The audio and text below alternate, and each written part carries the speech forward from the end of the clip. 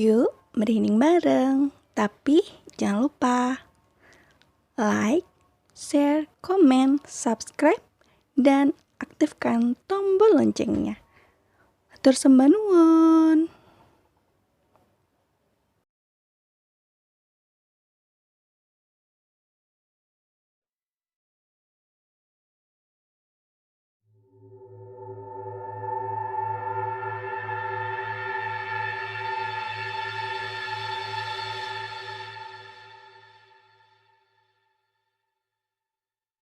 Ini adalah salah satu kisah pengalaman hororku. Kejadiannya sekitar tahun 2007 lalu. Perkenalkan, namaku adalah Yohana. Aku bekerja menjadi asisten rumah tangga di salah satu kompleks perumahan yang ada di kota Tangerang.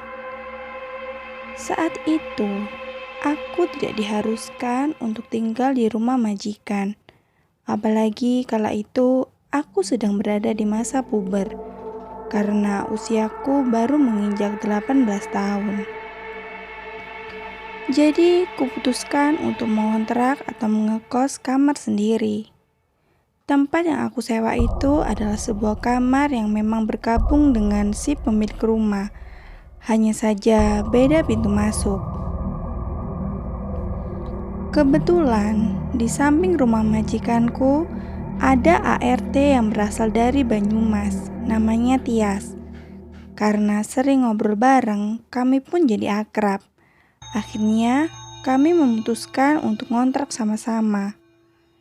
Dikarenakan tidak memungkinkan satu kamar kos dipakai buat berdua, apalagi ukurannya yang cenderung sempit dan kecil, kami pun memutuskan mencari kontrakan baru. Kebetulan juga di sebelah rumah yang aku kontrak sekarang ada 2 rumah kontrakan. Yang satunya kosong dan yang satunya sudah dihuni oleh sepasang suami istri yang memiliki seorang anak. Ketika kami menemui pemilik kontrakan, sangat terkejut sekaligus merasa beruntung karena harga yang ditawarkan murah sekali, yakni hanya 100.000 untuk sebulan. Tentu saja, tanpa pikir panjang, kami langsung memutuskan untuk mengontrak rumah tersebut. Tentu, ini ada kesempatan langka karena sangat jarang bisa mendapatkan rumah kontrakan berharga murah di sebuah kota besar. Aku langsung melihat-lihat rumahnya. Cukup luas, berbentuk L. Pintu masuknya juga lega. Lalu, di bagian belakang, ada sedikit ruangan yang masih bisa digunakan sebagai dapur. Lalu, di samping dapur, ada kamar mandi yang sudah dilengkapi dengan pompa air. Awalnya semua berjalan dengan lancar dan baik, tak ada gangguan apa-apa. Aku dan Tias menjadi sering berangkat serta pulang kerja bersama-sama. Kami juga sering mengundang teman cewek seperjuangan untuk main dan menginap. 1 bulan kemudian, majikanku melahirkan anak kedua. Jadi, aku diminta untuk menginap di rumahnya. Dikarenakan ada tetangga kontrakan yang dekat. Terus letak rumah kontrakan kami juga ada di pemukiman padat. Jadi aku tak khawatir dengan Tias.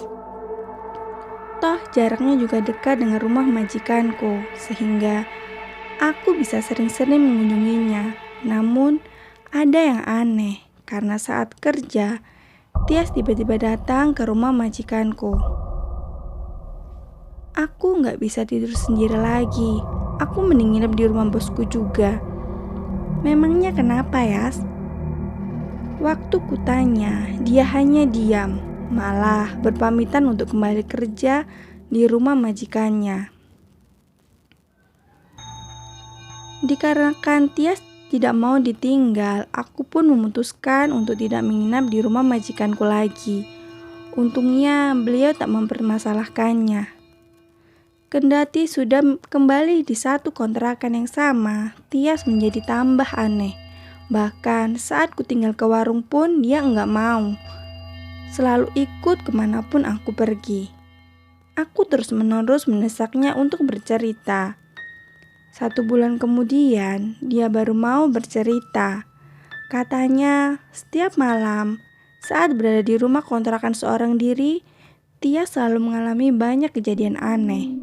Salah satunya ketika dia sedang tidur di kamar sendirian, tiba-tiba dia terbangun karena kedinginan.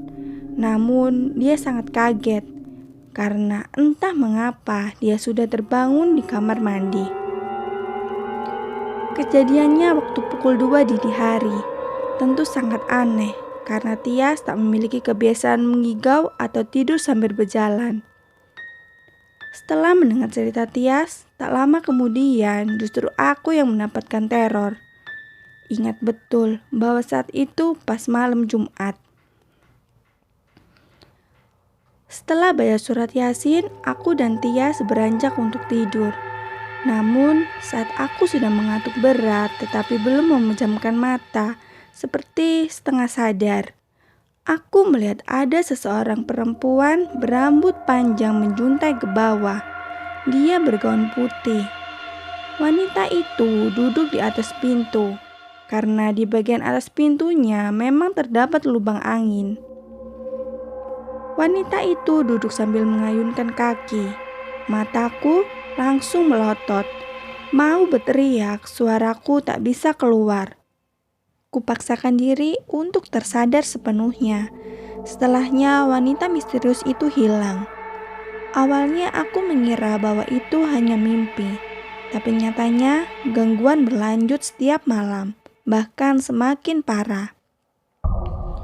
Di malam berikutnya, ketika hendak istirahat, aku mendengar suara seseorang sedang memakai pompa air. Dengan cepat, aku langsung membangunkan Tias. Sangat aneh, karena di rumah ini hanya ada kami berdua. Lalu siapa yang mengambil air malam-malam begini?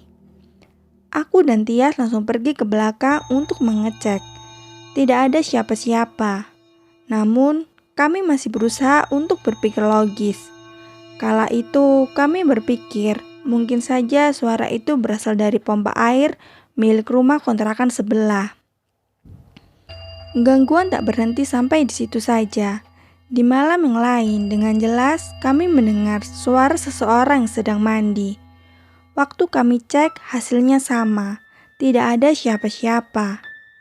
Dari situlah kami sudah bisa menyimpulkan tentang rumah ini. Namun, kami masih bisa bersikap cuek. Kami hanya bilang bahwa aku dan Tias di sini hanya numpang tinggal. Sama sekali tidak ada niatan untuk mengganggu. Walaupun sudah begitu, gangguan tak langsung berhenti. Kayaknya hantu wanita itu memang tak bisa berteman, karena setiap malam dia selalu saja mengganggu kami. Pernah di suatu malam, tepatnya setelah Lebaran Haji, kami mendapatkan daging kurban dari wilayah komplek majikan. Waktu itu kami mendapatkan daging lumayan banyak. Aku izin untuk pulang cepat karena berencana untuk memasak rendang. Namun, saat malam hari, aku dan Tia sama-sama mendengar suara seseorang yang tengah memasak. Waktu itu kami lagi-lagi cuek, karena memang sudah capek juga. Namun, saat kami bangun, tiba-tiba saja rendangnya sudah ada di mana-mana, berserakan sampai ke ruang tamu. Aneh, tidak masuk akal. Mau menyalakan tikus, tapi aku masih ingat jelas kalau rendangnya aku tutup rapat. Lalu aku taruh di dalam lemari dapur. Apa ini ulah wanita itu lagi? Jika iya, parah banget sih. Sampai tidak bisa habis pikir. Terlalu sering mendengar suara orang mandi di kamar mandi. Akhirnya kami mulai terbiasa. Ya, walaupun jadi membuat kami tidak berani mandi sendiri. Selalu bergantian dan minta ditemenin. Sejak kejadian rendang waktu itu, suasana rumah menjadi tidak enak. Aku menjadi emosian, hubunganku dengan Tias menjadi renggang. Mungkin karena aku yang sering marah-marah tidak jelas. Dari situlah muncul keinginan Tias untuk pindah.